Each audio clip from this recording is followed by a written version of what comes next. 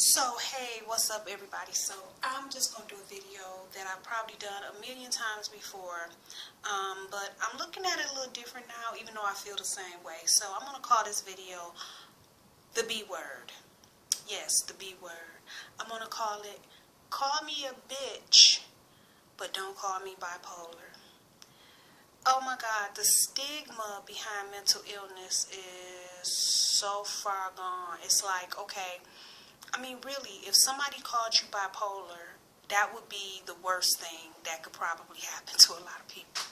Because all the different labels that come attached with that is, oh, she's crazy, she's on the ziggity boom, she's this, she's that, unstable, she's going to go postal on you, she's going to do this, that, and the other. Or he, maybe. So it's just like something that people don't want. But call me a bitch. I might want to fight you, but I might think it's true, but I don't know. But anyway, it just shows how we accept labels and we accept words. Actually, bipolar is a mental disorder. It's classified as also a disease or illness. And it's not something that you catch. So for somebody to say, I am bipolar, like you're not really bipolar, you have the disorder. So I can say I have been diagnosed, and I don't want to say the word because I'd rather you just call me a bitch. No, don't you call me the B word. But no, yeah, so bipolar has affected me in a lot of ways. 2010 was the day that I found out. Before that, it was like I had just major depression for a whole lot of years, and then it turned into something a lot more complex. And I guess I've kind of just voted myself as being an advocate for mental illness, because everybody with mental illness does not have a voice. I could say that some people that suffer with it don't have stability, and they don't sometimes have the thought pattern to sometimes voice the different things that they feel.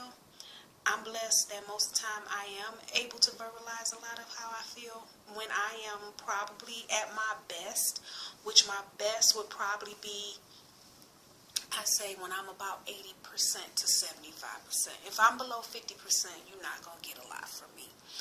But I guess it's just a little hurtful because people just don't understand it and they don't want to understand it. And I've suffered a lot because of that. A lot of my behavior in my adult life has been just kind of a result from having a disorder and not knowing how to manage it. Either like being on medication or off at different times, and then going to therapy, but then out at different times. And it needs to be a total care package for yourself. So the total health of the person is what's most important. And I think most of the time people, when they have mental illness, they're not trying to be totally healthy. It's just they're trying to just manage symptoms and manage mood. So bipolar is really a mood disorder. So if you know a person that's moody, maybe they're the B word. But no, it's not just being moody, but it is a part of that mood disorder. So, which means the emotions can be all over the place at times, and it's not to hurt anybody, but it's not anything that you can really control if you're dealing with the disorder. And that's the hard part for a lot of people, probably just the fact that it seems unpredictable and it might seem scary, and just because of how it's portrayed on TV and how people talk about it, it's like, well, I didn't take my medicine, so therefore you need to watch out, honey, because you know, everybody that is suffering with bipolar is, you know, some kind of flip-flop, you know, and you never know which way they're going to come. And I wouldn't say that's always true. I think people with bipolar are a lot more conscious of the different moods that they go through than you think. And it takes a lot of internal control to try to control mood, and a lot of thought to make sure that you're not hurting people or saying the wrong things, because you know sometimes this can be a part of it. I think most people that have the disorder, they don't know what to do with themselves most of the time. And it's sad because the quality of life is diminished. I'm doing this video. It's something I've been wanting to do for probably about 2 or 3 weeks, but because I didn't really feel like I wanted to sit down and talk about it, I know it's something that needs to be talked about. So whenever I'm off medication, I always feel more enlightened. I feel a little bit more heightened.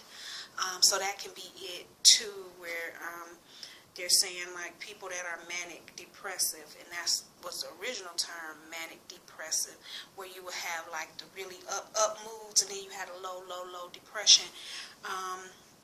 I recently talked to a psychiatrist that says they're seeing more people that have bipolar on the depressed side, more so than the mania side.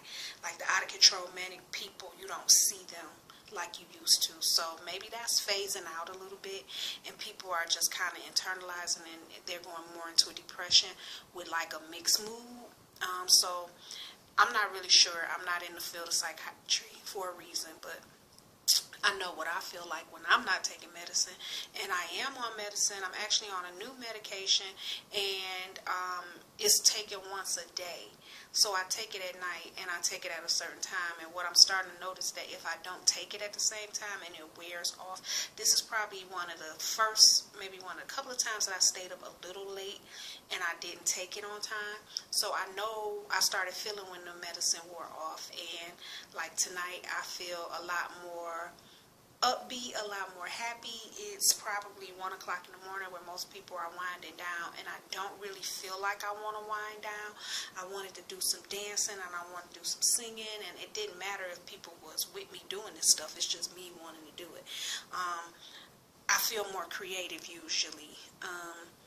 The medicine just keeps me a little bit more mellow, and I think my happy moods are what I would just probably call like mild hypomania. And then I'll have low days, which the medication really helps the low days, because I don't have a lot of low days like I used to. And the low days would consist of not really being able to get out of the bed, not really wanting to do the basic activities or daily activities of life, like maybe showering, or I can't really say eating, because I used to never have a problem with eating, but now I don't eat as much. So you know, with the weight loss surgery that I had, so I don't eat a lot, but I am probably feeling myself getting a little tired, and I know I'm talkative. I tend to ramble on, but yeah, so just the bipolar is not what people think. And when you look at me and you look at some people, you got some people that are not going to say ever that they have the B word. And then you have me who talks about it, and then people look at me and they don't believe that that's what I have. So it's like, it's okay, because, you know, like some people might not believe somebody's a diabetic, but that don't mean that they're not diabetic. It don't mean that somebody, you know, has to take medication for heart problems or cholesterol.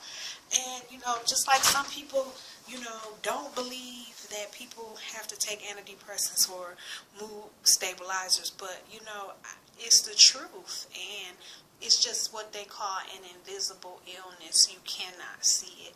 The only way you will be able to know is if somebody tells you, if I tell you, because I just told you. I'm starting not to be really ashamed about it like I used to be. I used to didn't want people to know. But now, like I said, I kind of go a little bit more where I try to advocate for people that don't have a voice. So, you know, I've been through the gamut as far as depression, anxiety, bipolar, mood swings, just the whole thing, you know. And the hardest times was when I wasn't really being in control or trying to be healthy, and I suffered, and I really almost died a couple of times, because I just, it's not that you want to commit suicide. It's not that you want to do something to hurt yourself. It's just, usually you just want the pain to stop. And if the pain can stop, you would do anything. And a lot of times, you know, death seems like the exit door. But the devil is a lie, because I'm still here and I'm still going, and that's a blessing. So when I always say that God gave me beauty for ashes, people might think I'm talking about just, the way I look now. This part doesn't bother me. It doesn't even really affect me, because I've looked this way before. I've been smaller before. I was small for a lot of years until, you always get married and have kids, and then that whole other thing happens, the weight gain and everything. But the surgery and me getting control of the bipolar, mental illness, depression, anxiety, the destructive things I was doing to myself behind that, including the eating, and, at times the prescription drugs that I shouldn't have been taking because I was trying to elevate my mood, the drinking to feel better. I did some of that stuff for a lot of years, working midnights, not getting sleep, eating and sleeping when I could. We don't even want to go into some of the other dark places I've been, but I know that God has given me beauty for all those ashes, all those old, just dirty, bad times that I just was in the gutter. He gave me beauty for that, and it's not just physical beauty, it's everything. It's the total life change. At 41, I had a life change that at 40 I walked into thinking nobody knew, but I didn't know if I would live 5 years beyond my 40th birthday.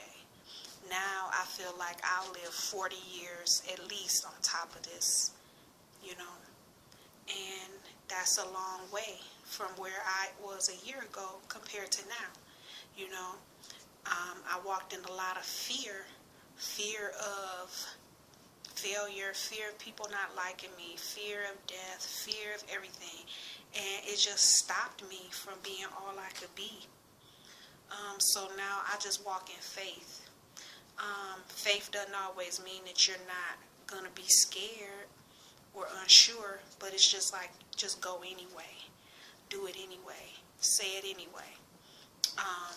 And that's kind of what I've been doing.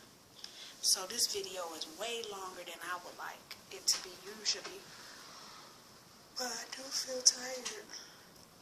So this is it. I'm going to bed now. And you guys have a good night. That's what I just wanted to share that with you guys. And don't give up. Don't let people put you in a box. Don't let people put labels on you. Identify with who you are. I don't care who you are and what let people know, listen, this is who I am, regardless of what you want to put on me, even if it's true, because it's true what I just said. I'm going to bed now. Bye.